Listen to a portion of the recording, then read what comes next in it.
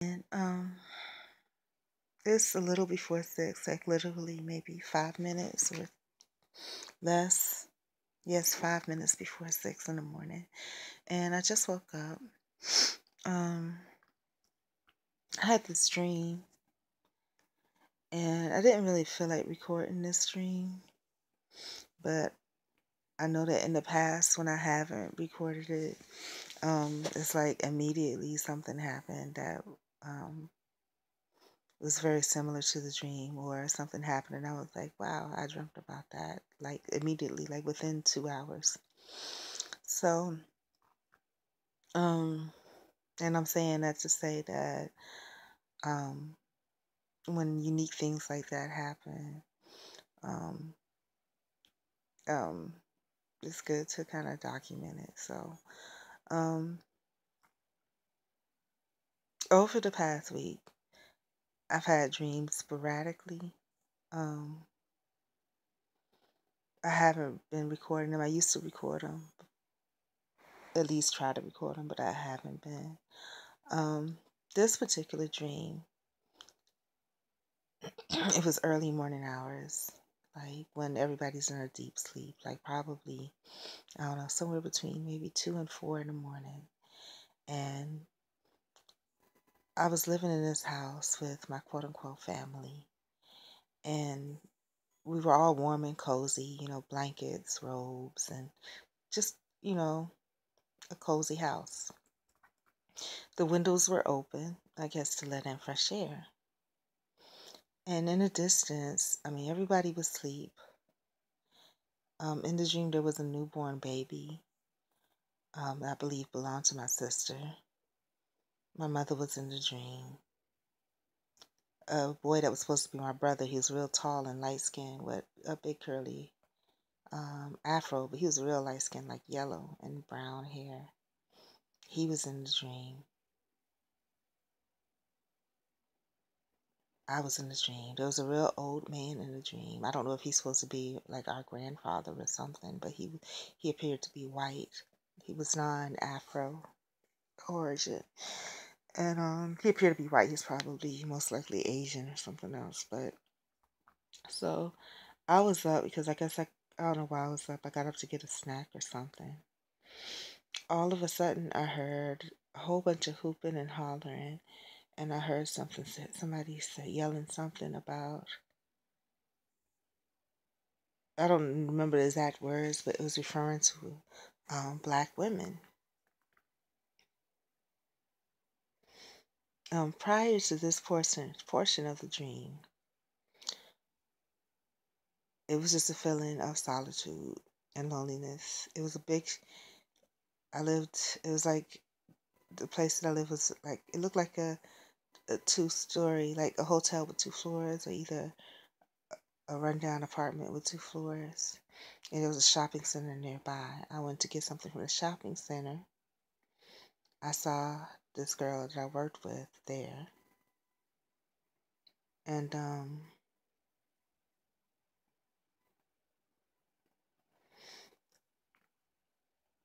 she saw me, and it's like she immediately, tried to inconspicuously immediately cross the street. And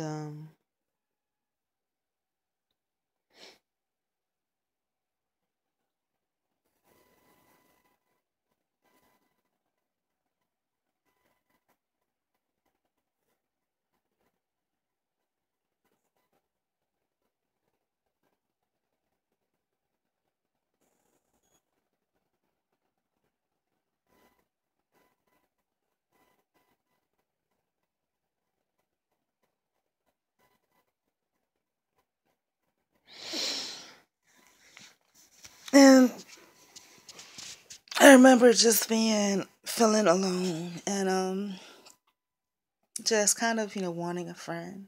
And I think that's how I act to the girl that I work with now. But this girl in this dream is from another job. Um, and so she went across the street. There was like a 3-story or 4-story, either like apartment building or hotel looking place. And for some reason,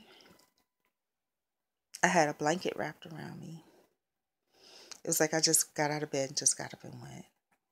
And I went across the street to approach her, just looking for a friend basically. And she was on the on the balcony. There was a balcony, but they were all like one running balcony like a hotel would have. And when I approached her, she was acting out a scene. I don't remember what scene she was acting out. And I was watching. And as she saw that I was watching, instead of just straight acting it out, she started like, saying to herself, where she was supposed to stand and stuff like that. And I wanted to tell her, no, just go ahead and just do it naturally, like you were doing it first. And then she left and went across the street, just no interaction, just kind of left. And so that's when I went back to the house. And excuse me, it was like a family night, just regular family stuff. And everybody turned in for bed. And a few hours after that is when all that hooping and hollering and stuff became.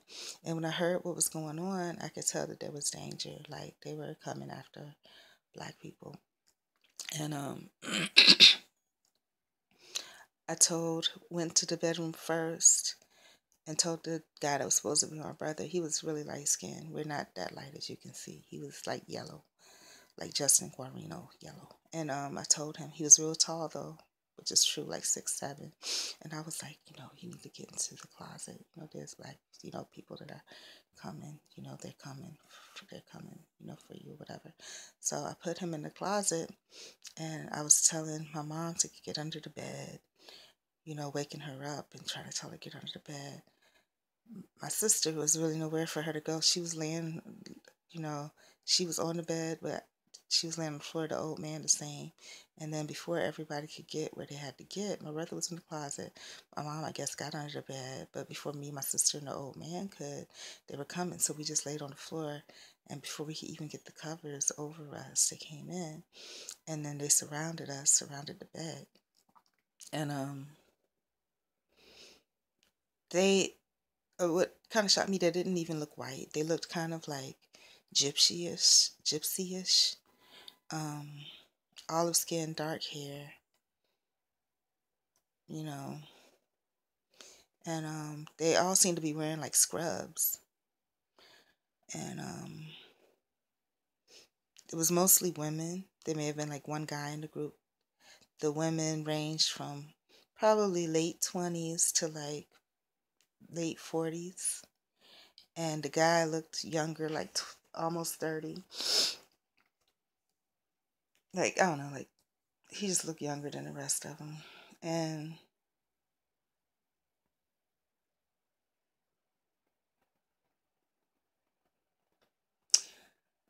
it was disturbing because, of course, they could see because the covers, it was a robe or something I was trying to put.